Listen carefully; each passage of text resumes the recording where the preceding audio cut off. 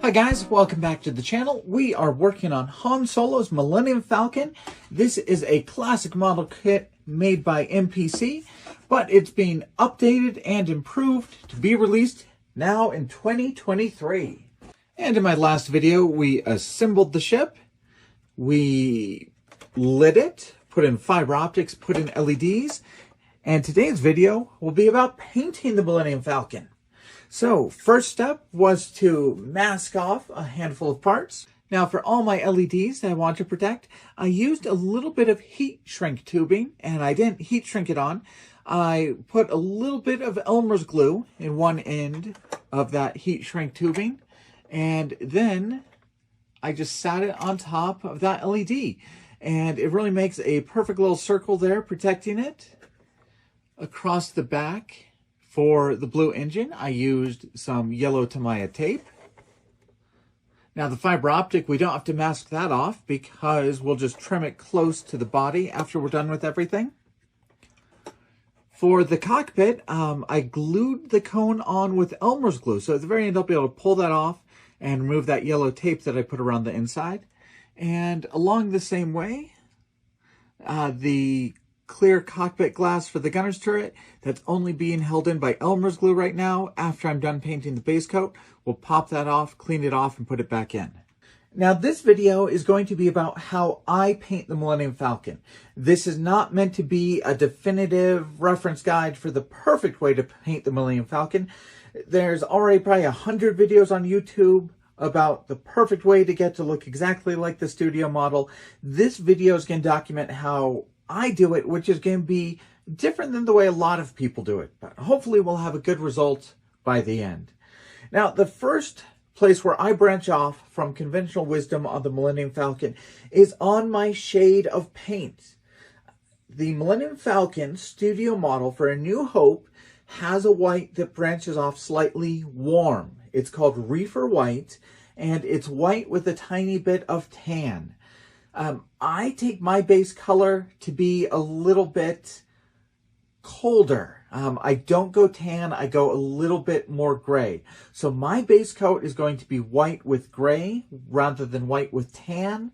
And I do that because my favorite movies are The Empire Strikes Back and Return of the Jedi, which have noticeably cooler color grading in the film. So I make my Millennium Falcon look a little bit grayer rather than white, and a little bit cooler rather than warm.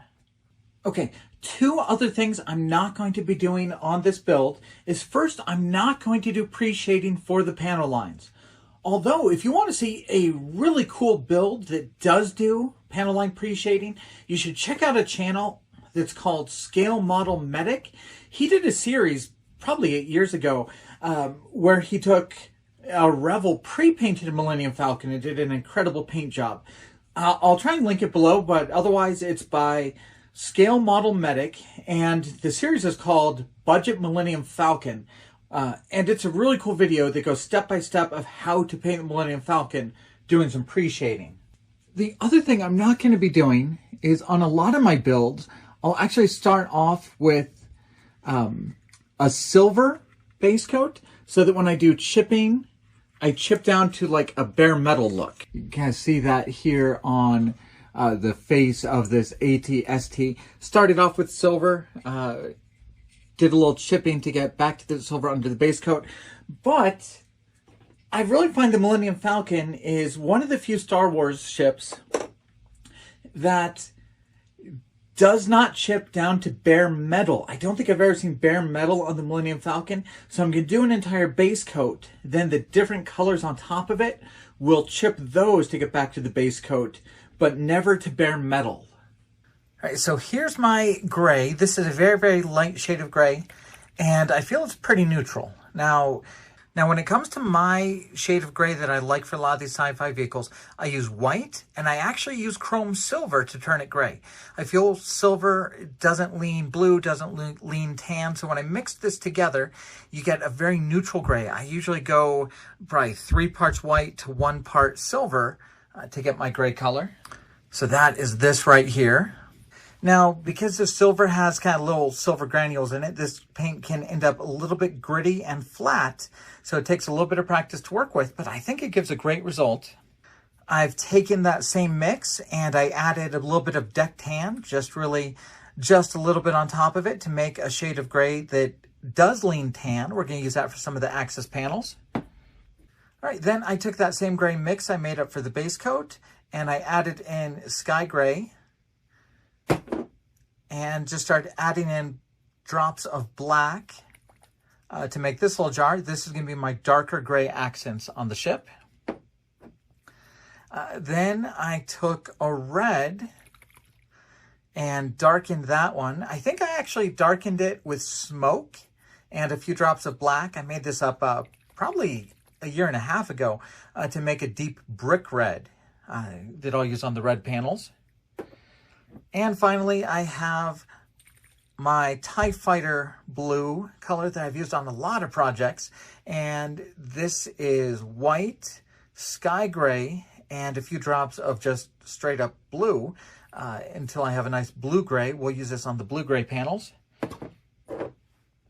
So what I'm going to do next is overall paint the entire ship in my light gray. Then we're going to start masking off individual panels for those different colors of gray.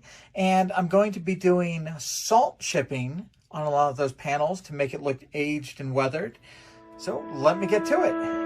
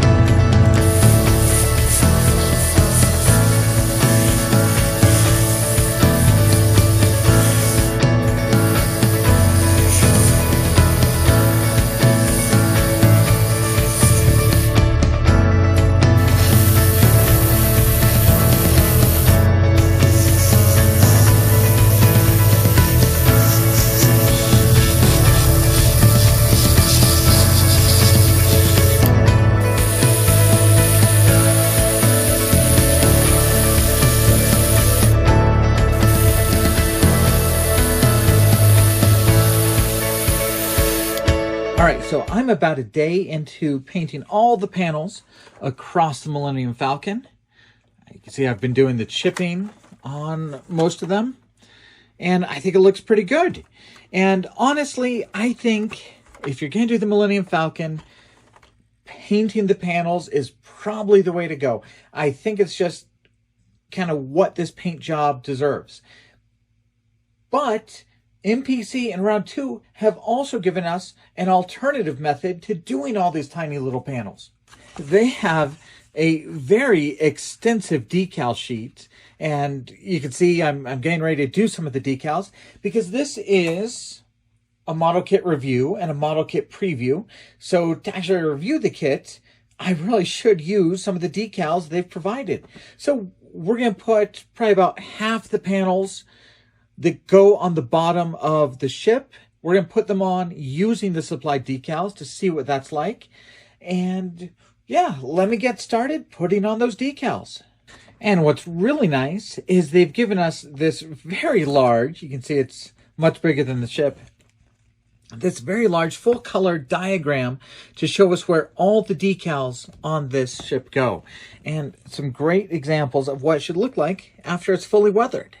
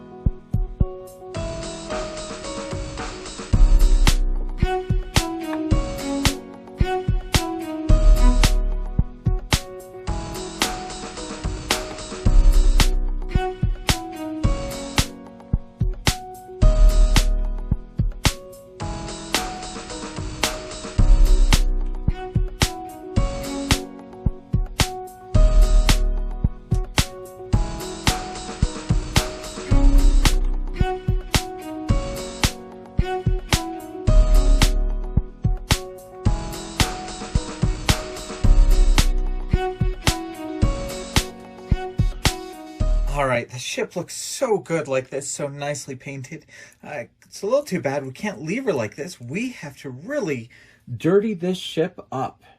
And to do that, we're going to be putting a wash over the entire ship.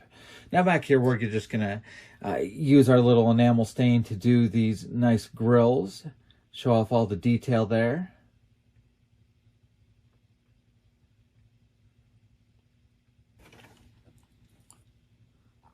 I think that'll look pretty nice. All right, now to really start the weathering process, we're going to be using some enamel stain to go over all the panel lines, to go all over the hoses, to pick out all the mechanical details, and we're going to be using a combination of rust and black. So maybe a fourth to a third of the panel lines I'm going to do with rust, just putting a little drop right at the intersections of panel lines, letting it kind of move throughout. In addition to the rust, we are going to be doing a lot of black.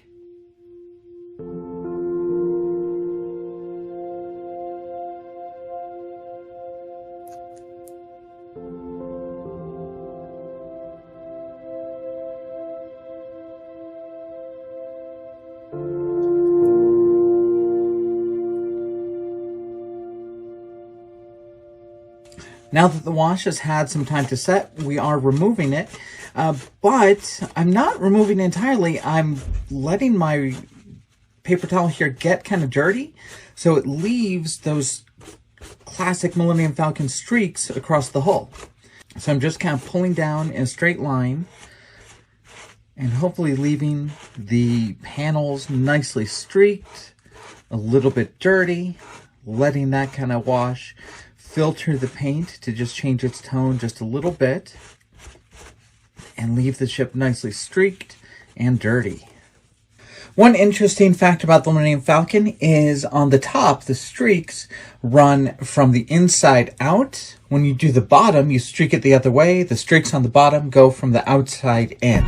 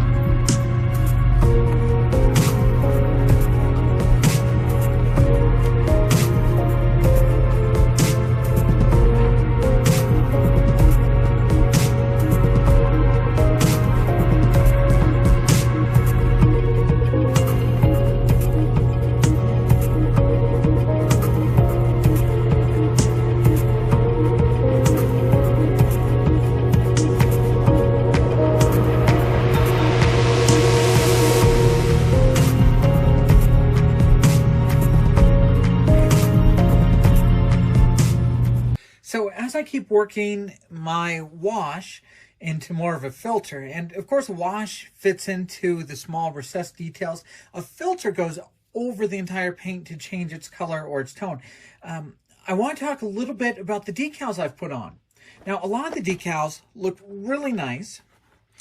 Like this is a decal, this is a decal, this is painted, of course. This is a decal. This was a very cool decal that kind of wrapped around the corner. I've got a decal up here, a couple decals back here. But what I'm running into with my wash, and my weathering is very wet right now, it's a very wet wash, is on some of the places where there's a little gap in the spacing of the decal, my wash has gotten underneath that decal, and it's kind of hard to work out. So my normal kind of weathering technique is not working the best kind of with these decal panel lines. You can see there's just kind of a raised detail there that left just a little gap in the decals, and you can see my wet weathering has kind of fit in there. It's causing a little bit of a problem. Here's another example back here. Once again, you see that raised square, and it just means there was just a little bit of a gap between the decal and the plastic. The weathering kind of got in there. Now it's kind of stuck there. And I did seal it with clear coat. I did an acrylic clear over the entire model, and especially over all the decals before I started weathering it. So if you do use those decals for the panel lines, do a much drier weathering. Maybe just stick with chalk and pastels, or do the panel lines before you put those decals on. I will say I really like some of the decals like this, where some of the things they weren't able to do as engraved lines around like the escape hatches, they did those with decals, so you still get that detail. And they did the same thing on the cockpit, so you can see where they weren't able to do etched lines or change the tooling to do etched lines. You can see they still give you a decal to provide that detail. And I'm going to be just continuing to work this wash into a filter, kind of picking and choosing where I want to be heavier or lighter. I'm going to keep kind of working my streaks until I get to a point where I'm really happy with the weathering. The next step in weathering the ship is to put some larger streaks across the panels. The Millennium Falcon does have some real kind of distinct, colorful streaks running from the tops of those panels. So I'm just going to be using my Tamiya Weathering Master Kit. And we're just going to add a few streaks. And remember, on the top of the ship, they come from the inside out. And on the bottom, you'll go from the outside in.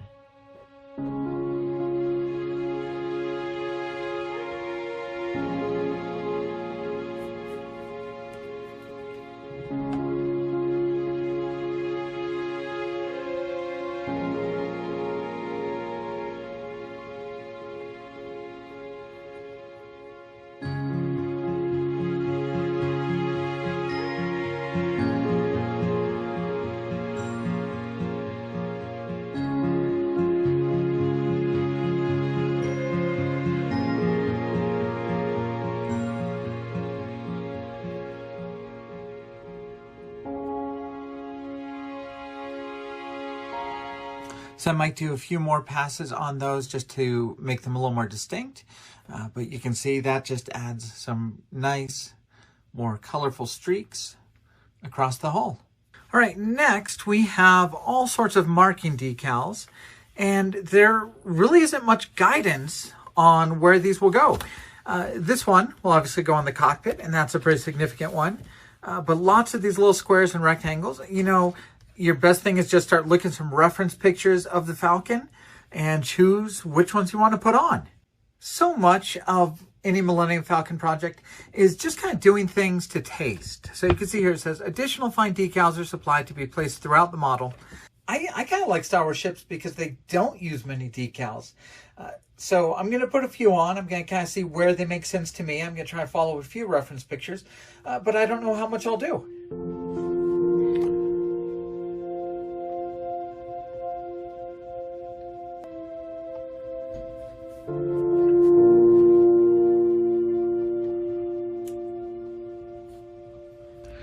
So I believe my final step in weathering this model is going to be using these chalk pastels to add a little bit of soot and dust around these mechanical bays, and then to create the classic streaking behind those engine grills.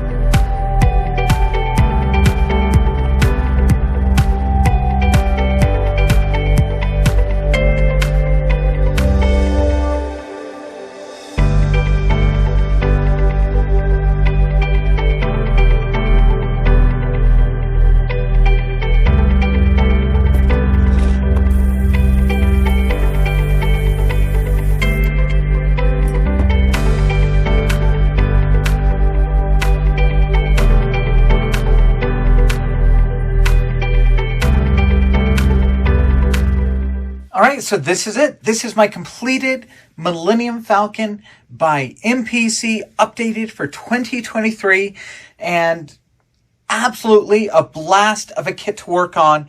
Very, very fun and exciting to do all the painting and weathering for the Millennium Falcon. And if anything, the only thing I regret is not being able to spend more time on this kit. You know, I painted it in about 36 hours, start to finish. I weathered it probably only in 3 days, and all that's just to kind of get the video done on time. I think this is a model kit that really deserves to be worked on for a month, 6 weeks. It's a model to really live with. So many cool new additions and changes. And yeah, that's the back deck. I know a lot of us wish it had more detail like some of the other kits, but frankly, once you paint it and weather it, I don't think it looks bad. I think it's a good looking kit. Here you can see some of the sidewall detail that's been new for this model kit. Yeah, there's the sidewall for the mandible, the sidewall going across the ship. You can see a much shorter profile. Of course, a much better looking dish on top of the ship. Yeah, it's a fun experience to work on the Millennium Falcon. And I'm not a Millennium Falcon guy. It's not my favorite Star Wars ship. I much prefer the fighters, the Y-Wing, then the X-Wing, then the Imperial Shuttle. But as far as a modeling subject, not much beats the Millennium Falcon because you really do get to do everything on the Millennium Falcon. Obviously, you get to light it, paint it, take a look at how some of my chipping turned out on those panels. You get to do chipping, you get to mask areas off, you get to do washes, filters, weathering, streaking. And yeah, you know, I'm sure some of you out there saying I overdid the weathering. I don't know, maybe I would have toned it down or just used a different shade of wash if I had a little more time, or maybe I'll give it another go since this is an actually affordable Millennium Falcon kit. Not too much trouble doing more than one. I did do more of the little decals than I thought I might. So you can see kind of the marking decals kind of across the ship, and I think that's a nice kind of final touch there. Just adding some of those little decals across the ship in different places. But yeah, you know, I I like how it turned out. I like the streaking. I like the weathering. I like the model kit in general. Now, I have mine in landing mode, but you can pull out the landing gear and you can close these panels up behind it. You have gun turrets that move on a couple different axes. You have a ramp that opens and closes. You have a battery compartment here, and I will probably modify mine in the future so that I don't have to run it off a wire. Once again, removable landing gear in the back. Our radar dish is movable. Here's the underside of the ship. I much prefer the weathering I was able to do on the top half of the ship. You know, there's nothing wrong with the detail on these little mechanical bays. I think those look pretty good. I like all the hoses and pipes across the side of the ship. I did go back and on those decals where I had washed it went underneath, you know, they matched my paint color so well, I just airbrushed over them again.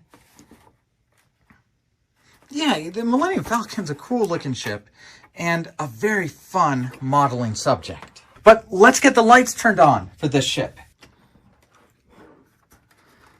All right, let's get a look inside the cockpit. And yes, once again, the cockpit is one of those things that has not been updated. They do give you a very nice decal for the back of the cockpit wall. But yeah, I can see just very simple console and 2 chairs.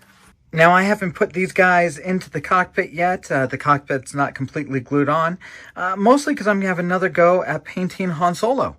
These figures are new for this kit. These are all new figures, and I'm very happy with Chewbacca. I think Chewbacca looks great. I'm probably going to leave him as is. And here's Han Solo. He's not in there because I'm going to repaint him.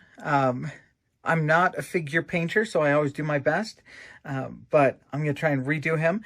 The mold is actually fantastic. You can see the molded hair there, the vest, the shirt, even the belt. The mold is great. It's just worthy of a better painter. So I'm going to repaint the figures. And once you put those figures in that cockpit and have that back wall detail, it's going to look just fine. You can see my cockpit is lit, so you'll be able to see the figures. You'll be able to see that back wall decal. I've got those cool headlights from those shots in Return of the Jedi and Empire Strikes Back. And of course, I have those engines, so we can picture this coming up out of that docking ring in Mos Eisley with those bright engines, then take off and escape those Imperial patrols or escaping the Death Star. Nice, bright, even glow. And you can see that clear blue part does have the detail of the grills. We have our nice red low clearance lights. Once again, our headlights and our ring of lights underneath the ship, the bigger floods, and then the ring of lights around the back. Of course, I showed you I did those with fiber optics.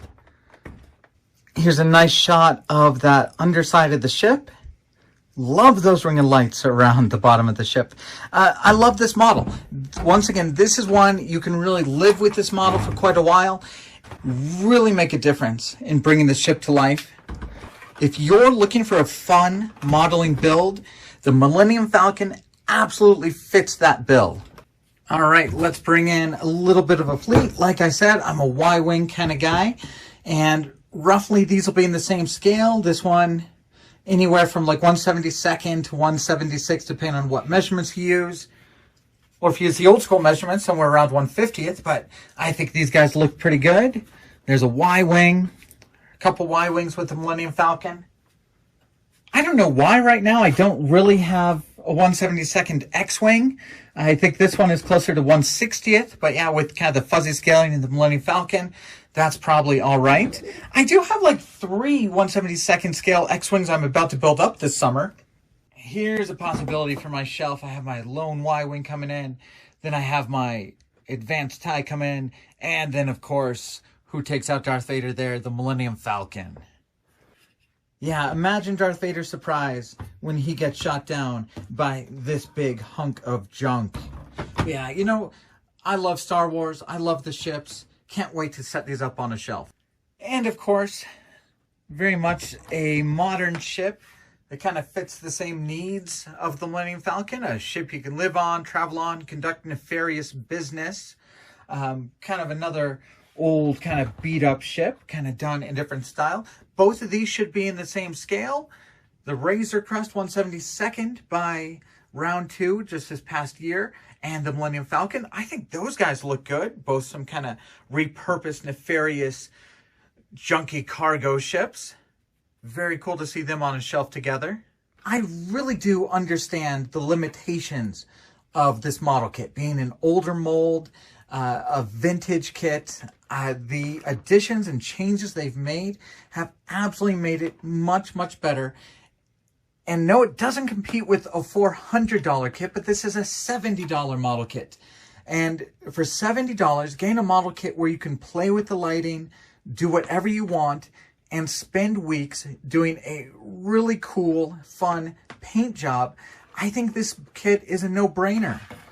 This really does become a very serviceable and good-looking Millennium Falcon. I'll put up a few pictures right now of kind of with the other competitors to this. The Revell Snap-Tight Max kit, which is a little bit smaller. And you'll be able to see how much better this looks than that kit. For kind of a budget Millennium Falcon, this is a good way to go. At the end of the day, I feel I've got a really cool display piece. I feel like I had a lot of fun in the week and a half to 2 weeks I had building it, painting it, and weathering it. Finishing up the build, I feel like I just had it over to do again.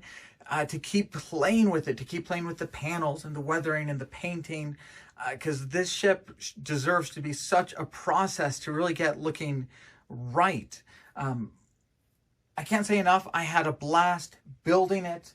I hope it shows you guys the good and the bad on this model kit. You can see things like the fantastic new sidewalls, the good dish. Yes, it still has the panel lines that are probably a little too thick. It does have very simplified detail on that back grille.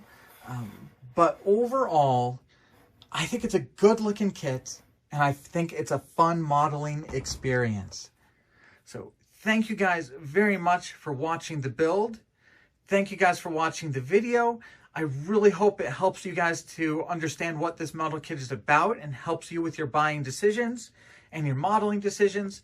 I appreciate it very much, you guys following the channel. And a big thank you, of course, to MPC and Round 2 for letting me work on this review kit for you guys. And thank you to MPC and Round 2 for all the model kits we have going on this summer. I'm going to finish up this video and immediately start working on the gigantic Studio Series TIE Fighter. It is over a foot tall. It's all new tooling. It is a massive model, and that's what I'm working on next. After that, we'll be working on the Kronos 1 Katinga variant. So lots of cool things coming up on the channel for the rest of the summer. And I'll see you guys later.